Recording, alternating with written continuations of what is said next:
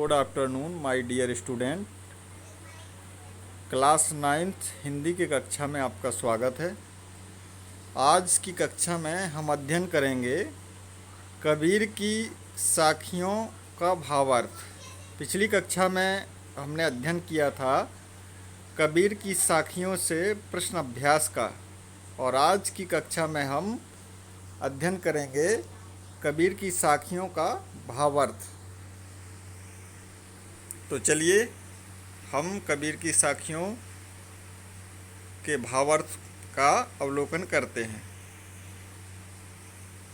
तो पहली साखी है, मान सरोवर सुभर जल हंसा केल कराही, मुक्ता फल मुक्ता चुगएं अब उड़ी अनत न जाही।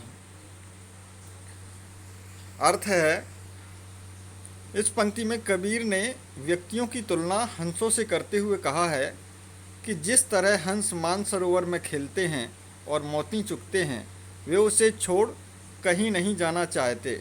ठीक उसी तरह मनुष्य भी जीवन के मायाजाल में बंध जाता है और इसे ही सच्चाई समझने लगता है।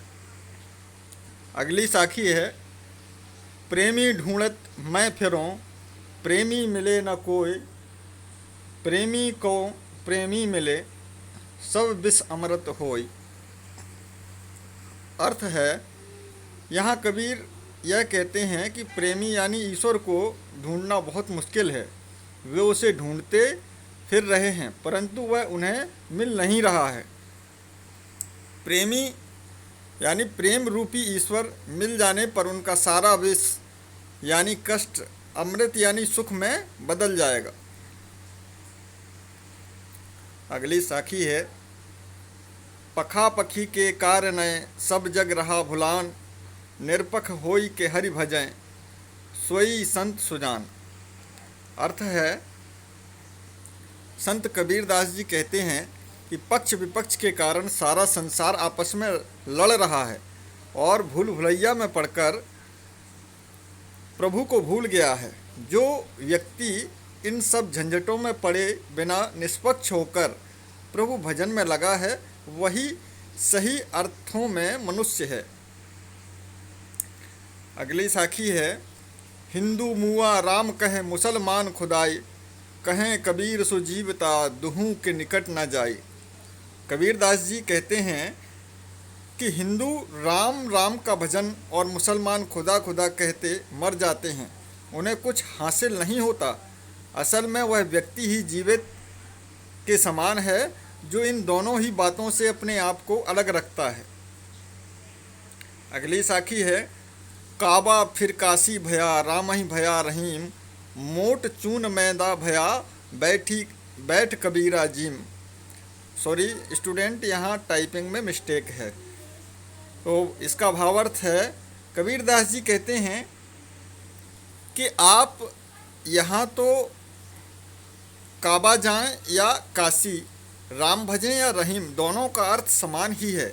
जिस प्रकार गेहूं को पीसने से वह आटा बन जाता है तथा बारीक पीसने से मैदा, परंतु दोनों ही खाने के प्रयोग में ही लाए जाते हैं, इसलिए दोनों ही अर्थों में आप प्रभु के ही दर्शन करेंगे। अगली साखी है, ऊंचे कुल का जन्मिया जे करनी ऊंच न होई, सुबरन कलश सुरा भरा साधु निंदा सोई।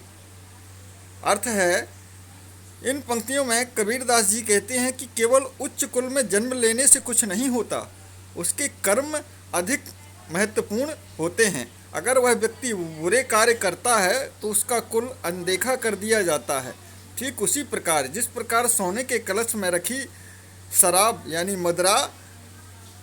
मदरा ही कहलाती है। आगे हम कबीर के शब्द के भावार्थ को जानते हैं। मोको कहाँ ढूंढे बंदे मैं तो तेरे पास में, ना मैं देवल ना मैं मस्जिद ना काबे कैलाश में, ना तो कौने क्रिया कर्म में नहीं योग बैराग में, खोजी होए तो तुरत ही मिली हों पल भर की तलाश में, कहें कबीर सुनो भई साधो सब श्वासों की श्वास में। अर्थ है, इन पंक्तियों में कबीरदास जी ने बताया है कि मनुष्य ईश्वर में चहुँ ओर भटकता रहता है। ईश्वर के लिए चारों दिशाओं में भटकता रहता है। कभी वह मंदिर जाता है तो कभी मस्जिद, कभी काबा भ्रमण करता है तो कभी कैलाश। वह ईश्वर को पाने के लिए पूजा पाठ तंत्र मंत्र करता है, जिसे कबीर ने महज आडंबर बताया है। इसी प्रकार वह अपने जीवन का सारा समय गुजार देता है, जबकि ईश्वर सबकी सांसों में, हृदय में, आत्मा में मौजूद हैं। वह पल भर में मिल सकता है, चूँकि वह कण कण में व्याप्त है।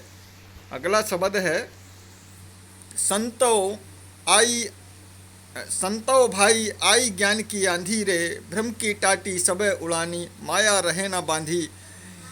हित चित के द्वय थूनी गिरानी, मोह बलिंडा टूटा, तृष्णा छान पर घर ऊपर, कुबुध का भांडा फूटा। जोग जुगत कर संतो बांधी, निरच चुवे न पानी, और कूड़ कपट काया का निकसया, हर की गति जब जानी।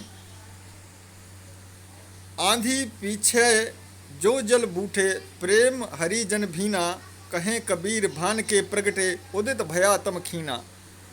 इस शब्द का भावार्थ है, प्रस्तुत पंक्तियों में कबीरदास जी ने ज्ञान की महत्वपूर्णता को स्पष्ट किया है।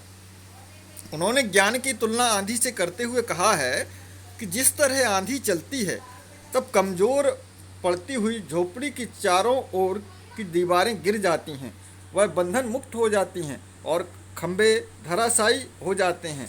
उसी प्रकार जब व्यक्ति को ज्ञान प्राप्त होता है तब मन के सारे भ्रम दूर हो जाते हैं, सारे बंधन टूट जाते हैं। छत को गिरने से रोकने वाला लकड़ी का टुकड़ा जो खंभे को जोड़ता है वो भी टूट जाता है और छत गिर जाती है और रखा सामान नष्ट हो जाता है। उसी प्रकार ज्ञान प्राप्त होने पर व्यक्ति स्वार्थ रहित हो जाता है, उसका मोह भंग हो जाता है, जिससे उसके अंदर का लालच मिट जाता है और मन के समस्त विकार नष्ट हो जाते हैं। परंतु जिनका घर मजबूत रहता है, अर्थात जिनके मन में कोई कपट नहीं होता, साधु स्वभाव होते हैं, उन्हें आंधी का कोई प्रभाव नहीं पड़ता। आंधी के बाद वर्षा से सारी चीज़ें धुल जाती हैं। उसी तरह ज्ञान की प्राप्ति के बाद मन निर्मल हो जाता है, व्यक्ति ईश्वर के भजन में लीन हो जाता है। आज की कक्षा में हमने जाना साखियाँ और शब्द का भावार्थ। अगली कक्षा में हम अगले पाठ का अवलोकन करेंगे। तब तक के लिए नमस्कार। आपका दिन शुभ हो।